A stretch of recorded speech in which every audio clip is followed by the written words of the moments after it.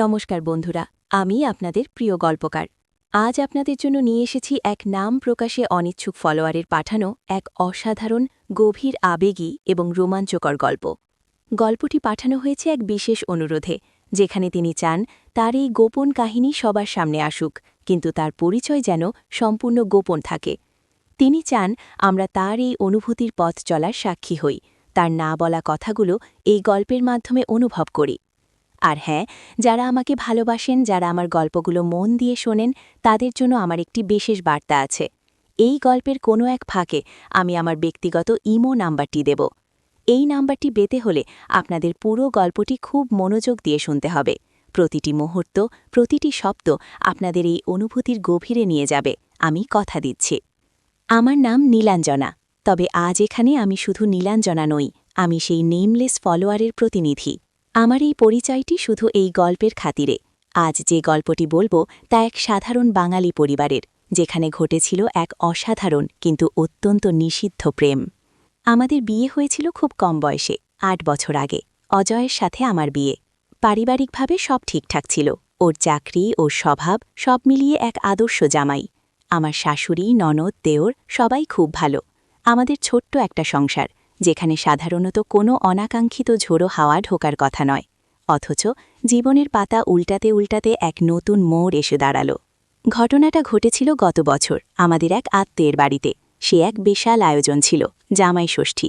আমাদের পাড়ার ওপাশের এক বাড়িতে, যেখানে অনেক আত্মীয় স্বজনের সমাগম হয়েছিল। সেখানে একজন ক্যাটারিং সার্ভিস ভাড়া করা হয়েছিল। সেই ক্যাটারিং সার্ভিসের একজন ম্যানেজার ছিলেন, যার নাম সুমন। সুমনের ভাই রিন্টু, সেও সেখানে সাহায্য করছিল। আর সেই রিন্টুরই এক বন্ধু, যার নাম আমরা কেউ জানতাম না, সেও এসেছিল। সেই অচেনা মুখটি আমার জীবনে এমন ঝড় তুলবে তা আমি স্বপ্নেও ভাবিনি। প্রথম দেখায় কোনো বিশেষ অনুভূতি হয়নি। সে আর 5টা সাধারণ ছেলের মতোই ছিল। মাঝারি উচ্চতা, শ্যামবর্ণ, সাধারণ পোশাক, কিন্তু তার চোখে ছিল এক অদ্ভুত গভীরতা। যখন সে হাসত, মনে হতো যেন একরাশ আলো ছড়িয়ে পড়ছে। অনুষ্ঠান চলছিল। আমরা সবাই যখন খাওয়ার আসরে ব্যস্ত, তখন আমি একটু দম নেওয়ার জন্য একটু দূরে বাগানের এক কোণে এসে দাঁড়িয়েছিলাম। সেখানে অজয় ছিল না, আমার পরিচিত কেউ ছিল না। হঠাৎই আমার পাশে এসে দাঁড়ালো সেই অচেনা লোকটি। আপনার কি কিছু দরকার? ওর গলার স্বরে কেমন একটা নরম সুর। আমি একটু চমকে ওর দিকে তাকালাম। না, তেমন কিছু না, একটু একা দাঁড়িয়েছিলাম। এখানে বেশ শান্ত, ঠিক তাই না? ও আমার দিকে তাকিয়ে হাসল। সেই হাসি, আমার মনে হলো এই প্রথম আমি এমন হাসি মুখ দেখলাম। হ্যাঁ, তা ঠিক, আমি নিজেও হেসে ফেললাম। আমি রিন্টুর বন্ধু। আমার নাম? থাক না, আজ না হয় নাই বা বললাম। ও একটু থেমে আবার বলল, আচ্ছা, আপনার নাম? নীলাঞ্জনা। নীলাঞ্জনা, খুব সুন্দর নাম। আমার মনে হচ্ছে এই নামটার সাথে আপনার মুখটাও মানানসই। ওর কথায় কেমন একটা আন্তরিকতা ছিল। আমি লজ্জিত হলেও ওর কথাগুলো শুনতে ভালো লাগছিল। আমরা কিছুক্ষণ কথা বলেছিলাম। ও জানালো ও অন্য একটি শহরে থাকে, এখানে এসেছে রিন্টুর সাথে দেখা করতে। ওর কথাবার্তা, ওর ভাবভঙ্গি সবকিছুই আমাকে যেন সম্মোহিত করছিল। মনে হচ্ছিল আমি অনেক দিন পর এমন কারোর সাথে কথা বলছি যে আমার সব কথা বুঝবে, যে আমাকে বুঝবে। তারপর থেকে যখনই ক্যাটারিংয়ের লোকজনের সাথে ওর দেখা হতো, ও আমায় খুঁজত। অজয় হয়তো তখন ব্যস্ত থাকত, আমি একটু আড়ালে চলে যেতাম। আর সেখানেই সেই অল্প সময়ের জন্য আমাদের মধ্যে গড়ে উঠল এক অদ্ভুত সখ্য। একদিন আমি বাড়ির বারান্দায় একা বসেছিলাম। সন্ধ্যা নেমে আসছে। হঠাৎ দেখি ও আমার দিকেই আসছে। কি করছেন একা একা? ও এসে আমার পাশে বসল। কিছু না, এমনি বসে আছি। আপনার কি এখানে একা থাকতে ভালো লাগে? হ্যাঁ, মাঝে মাঝে। নিজের মতো করে ভাবা যায়। তাহলে আমিও কি আপনার এই নিজের মতো করে ভাবার মাঝে ঢুকে পড়তে পারি? ওর চোখে সেই দুষ্টুমি ভরা হাসি। আমি হেসে ফেললাম। নিশ্চয়ই। এরপর আমাদের দেখা হওয়াটা প্রায় রোজকার অভ্যাসে দাঁড়িয়ে গেল। ক্যাটারিংয়ের কাজ শেষ হয়ে যাওয়ার পরও ও রিন্টুর সাথে প্রায়ই আসত। আর যখনই আসত, আমার সাথে দেখা না করে যেত না। অজয় তখনও এসবের কিচ্ছু জানত না। আমি বুঝতেই পারছিলাম না কি হচ্ছে আমার সাথে। যে মানুষটার সাথে আমার সংসার, যে আমার সব, তার অজান্তেই আর এক পুরুষের প্রতি আমি এতখানি আকৃষ্ট হচ্ছি। এটা কি অন্যায়? এটা কি পাপ? ওর নামটা আমি তখনও জানতাম না। আমরা একে অপরকে শুধু নামহীন বন্ধু বলেই সম্বোধন করতাম। কিন্তু এই নামহীনতার আড়ালেই লুকিয়েছিল এক তীব্র আকর্ষণ। ওর স্পর্শ, ওর চোখের ভাষা, ওর নিঃশব্দ উপস্থিতি সবকিছুই আমাকে অন্য জগতে নিয়ে যেত। একদিন আমরা দুজনে মিলে বাড়ির পেছনের বাগানে হাঁটছিলাম। চারিদিকে ঝিঝি পোকার ডাক, চাঁদের আলোয় চারপাশ কেমন মায়াবী লাগছিল। জানেন, আপনার সাথে কথা বলতে আমার খুব ভালো লাগে, ও হঠাৎ বলল। আমারও। আমি নিচু গলায় বললাম, আপনার কি মনে হয় আমরা কি ও যেন কিছু বলতে গিয়েও থেমে গেল। ওর চোখে তখন একরাশ প্রশ্ন, একরাশ আকুতি। আমার হৃদস্পন্দন দ্রুত হতে লাগল।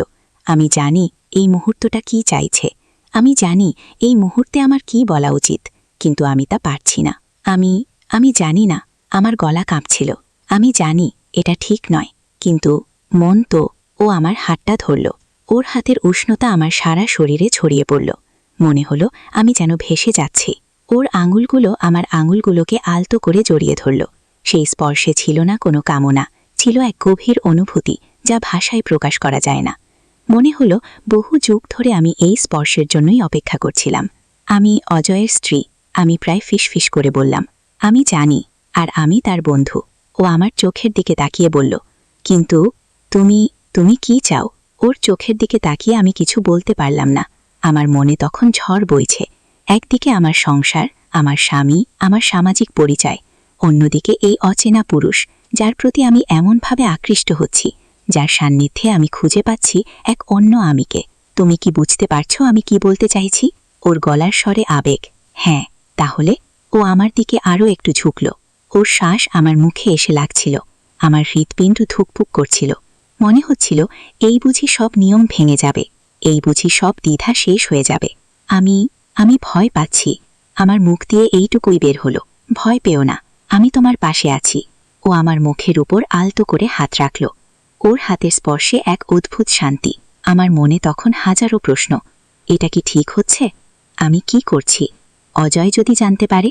কিন্তু আমার মন তখন অন্য কোনো হিসাব মানতে চাইছিল না, কেবলই চাইছিল ওর সান্নিধ্য, ওর স্পর্শ। তুমি কি চাও আমি তোমাকে? ও আমার দিকে তাকিয়েছিল, ওর চোখে সেই গভীর আকুতি।